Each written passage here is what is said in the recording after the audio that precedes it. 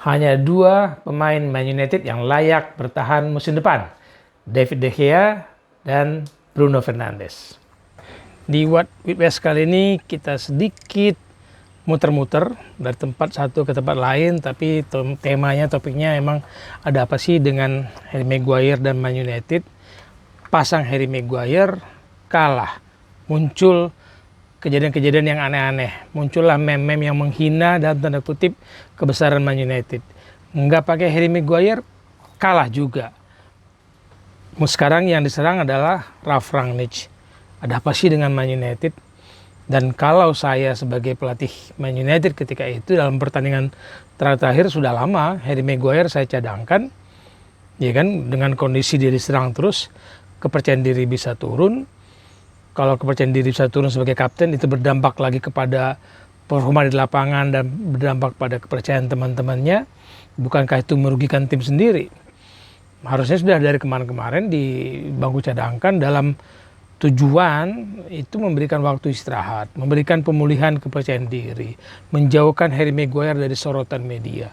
Penting kalau menurut saya secara psikologis, jauhkan dia dari hantaman publik, judgement atau penilaian dari netizen, dari penonton, karena setiap penilaian judgement itu membuat kadang tanpa sadar kita mempengaruhi performa kita. Dan kalau kita nggak kuat-kuat mengontrolnya, jari jemari kita ikut memberikan feedback dan perlawanan, ujung-ujungnya nggak selesai itu penghakiman, hajar terus nanti.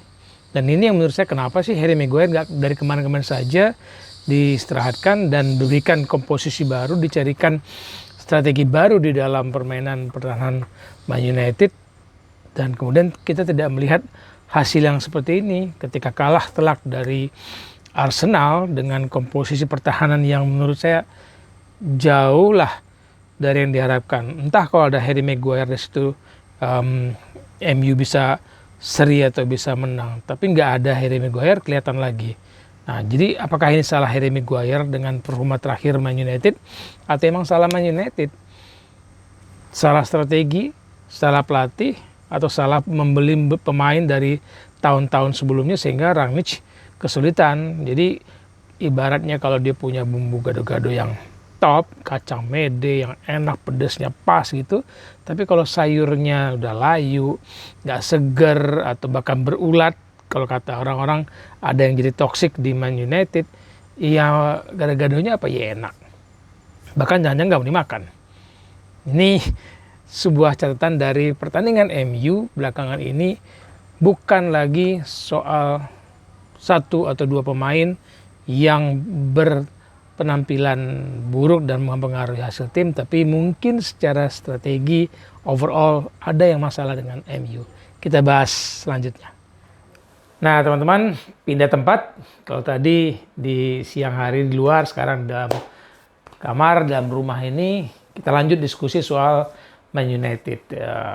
Openingnya kan jelas, David De Gea dan Bruno Fernandes. Itu bukan ucapan saya, itu ucapan Shaka Hislop, mantan kiper Newcastle yang pernah ya menjadi salah satu kiper yang menarik perhatian lah dengan penampilannya. Dan ucapan dia memberikan saran kepada Erik ten Hag, manajer baru Man United, adalah bongkar tim Man United kalau mau kembali melahirkan prestasi, menghadirkan kembali prestasi sesuai dengan kebesaran nama Man United. Hanya dua pemain yang boleh, yang layak dipertahankan, yang punya kemampuan untuk terus bertahan sebagai pemain Man United di era baru bersama ten Hag.